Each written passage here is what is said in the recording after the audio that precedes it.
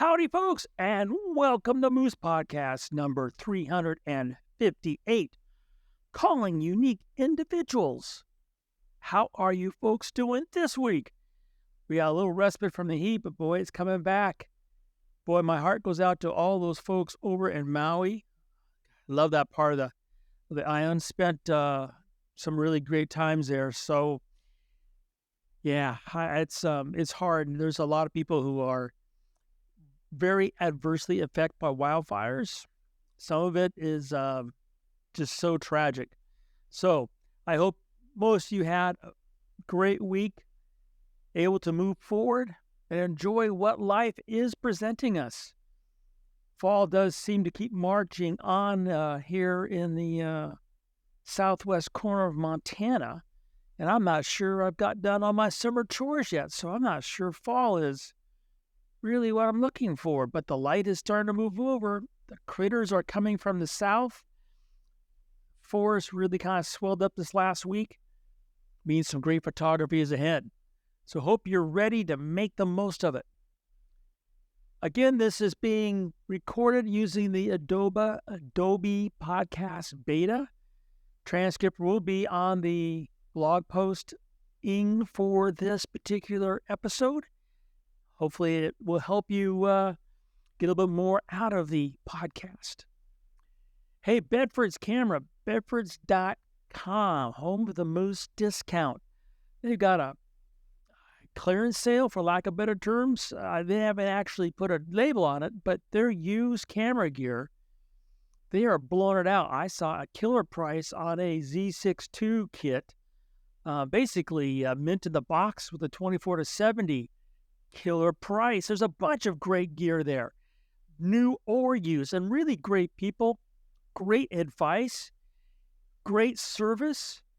Hey, and killer price, and at the end you're going to see that Moose discount apply after you pay your bill.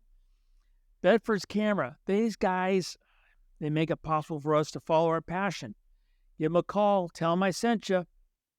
You'll really thank me and them afterwards. Kind of get right into this week's episode, Calling Unique Individuals. Had two things happen this past week that I got to tell you, they made me do a double take. They made me really scratch my head. Now I want to backtrack a little bit before I get into this with something from 1998. Yeah. A little ways back, huh? May 1998 issue of The Atlantic. I actually have this link in the podcast posting, so you can go read the article yourself. It's called Photography in the Age of Falsification. Okay, so May 1998. Okay, do the math. Few years ago, Photography in the Age of Falsification. It starts off with wildlife photography we see in films, books, and periodicals is often stunning in its design, import, and aesthetics. It may also be fake, enhanced, or manufactured by emerging digital technologies that have transformed, some say contaminated, the photography landscape. May of 1998. It's an interesting read. You should take some time. It will put some things very much into perspective, but leads me into this week's episode. So what happened this past week? My WordPress did an update, and the update was kind of basically, hey, and I start to write my post, and Lord knows I use that AI for spelling and grammar as much as I can because I need all the help I get because I'm going so fast. Again, apologies, it's not what it should be. But this latest update, the AI came on obnoxiously and said it was going to write the post for me. I would just put in a couple words and it would write the post to go with my photograph. And I first said out loud, well, who the hell does it think it is that it can be me and write the post? Because the first thing is, the spelling and the grammar will probably be perfect, and that's going to be the first thing everybody's going to go, oh, Moose didn't write this, right? But then who is going to even come close to the same kind of voice that I have or you have when it comes to telling the stories, whether it's verbally or visually with photographs or paintings or poems or whatever, of the world we see? The thing that makes it so unique is the fact that we are unique individuals, every single one of us. Well, me being me, I had to go and say, okay, so door is open. What in the heck does this mean? What does it actually mean, right? If I were to go and use it, so I put in a couple words or sentence. I forget what. I guess it was a complete sentence. That's probably what stunned me, right? It had to be a complete sentence, and it did. It generated. I said, how many words do you want? And I just picked a random number, 400, and it did exactly 400 words. And I read the thing. I'm like, what planet was this AI created on? Because it had nothing to do with really what I was trying to say. So that brought me back to the article from May of 1998 in The Atlantic, Photography in the Age of Falsification. So I played some more. So I said, okay, I wrote a little bit more, and then I let AI do it some more. And I was just like, wow. And then I started wondering, how many pieces have I already read that were created using this technology? And then I started thinking, in 5 years or more, when this debate is come and gone, because I have no doubt that not any of you who are listening to me right this moment know anything about this May 1998 article about photography in the age of falsification.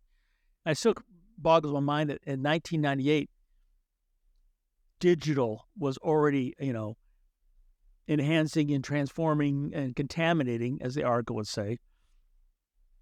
But in 5 years, how many are going to know that the texts that they're reading, let alone photographs, were from a unique individual or just from a computer program? Now, there's already plenty of history rewriting, and I'm not about to get into that. I am strictly talking about us as visual storytellers being unique individuals. And I'm calling all of you to think about this, because you're all unique individuals. You all have a unique story to tell. That's what makes this world spin, or those stories. In 5 years from now, what do you want to be, you could say, your legacy for the stories you tell? I think it's an important question that I don't have the answer for the community. I have the answers for myself. You already know my standards. And while they are somewhat based on what the editorial marketplace will do, I'm not saying anybody has to adhere to those basic standards. But if you want credibility and believability in what you have to say visually, we have to have some sort of standard. As a good friend of mine would say, without laws, there's chaos, right? And not that these are photographic laws. I don't really think that's really what I'm talking about here. I'm talking about the fact that some basic standards. Okay, so there's the AI writing of my blog posts. That's the first thing that got me going. The next was a photograph that was, well, it's just severely screwed up by AI generation, content fill aware. And it kind of goes back to what I mentioned a couple podcasts ago that light doesn't work that way. And the light coming from one direction, no, coming from a second direction, no, from a third direction, and in this one really bad mess. And that I was going to let go. But then there was a comment, and a person said, wow, the AI generation fill is amazing. That works great. So now there's at least one viewer out there of a photograph who, A, doesn't know how light works, and B, thinks that this generation stuff is great.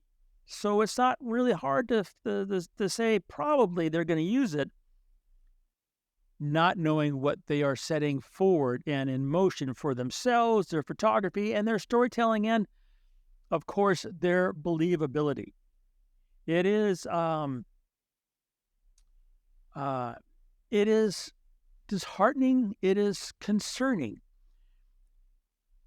So I'm calling unique individuals, which I think is all of you, every single one of you. I'm not saying abandon AI. I'm not saying fight against AI. I am saying fight for being unique individuals.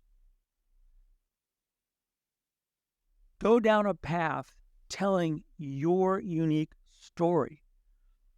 Now, I think things like AI for what they're doing with the medical, when it comes to diagnosis and all, that is just mind-bogglingly cool.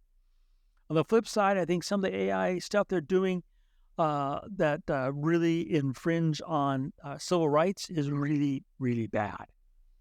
And the stuff for photography, I don't know if it's in the middle somewhere, but I go back to what my dear friend Julian Koss used to do a long time ago, probably 2003, 4, 5 when she did her stuff. She always would talk about in Photoshop going to the dark side. Now understand, since the moment Photoshop came on the market, its sole purpose is to alter content. I mean, that is what the product is meant to do. And that altering can be from the simple removing dust spots, because that is altering, the photograph. So is using a polarizer. That's a long debate we've had, and it's under the bridge. But going to the dark side, the very first, bad things done with that stuff is like putting people with other people, and which of course is still being done, but now you can't really tell, and it's being done on videos, not stills. And people have always kind of trusted, for some reason, moving images more than still images, even though if you watch a lot of any movies anymore, that that computers and AI is like big time in the entertainment business. That's part of it. But I'm calling all you unique individuals to use this technology not to I've fixed images, to use one of my old terms, but use it to finish with that 440 grit sandpaper or 1200 grit sandpaper. Finally sand down those little points so that your story really comes out, rather than using AI generative fill to replace 90% of the photograph. And that's what I've seen done already. I mean, there was literally just 10% of the original in there. Now, if you want to do that and call it digital art, that's totally for, a whole nother conversation.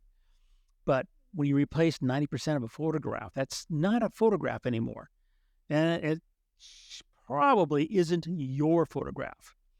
And there's already moves being made by like ASMP and Library of Congress when it comes to copyright, when it comes to images that are using AI fill technologies. So I'm not the only one that's kind of concerned about the unique qualities that make each one of us a citizen of this planet and a very vital and important storyteller for future generations to fall back on. So you would, I think, need to be aware of this, conscious of this, thinking of this, maybe doing homework with this, so you can be a voice for yourself and the stories you want to tell visually as we move forward. You guys inspire me so often with the images that you share with me and the world. And I want to have the continued faith that what I'm seeing is what you experience and want to share back with me. That's why I am calling unique individuals. You folks have a marvelous week. Get out there and shoot, and remember to make every click your story.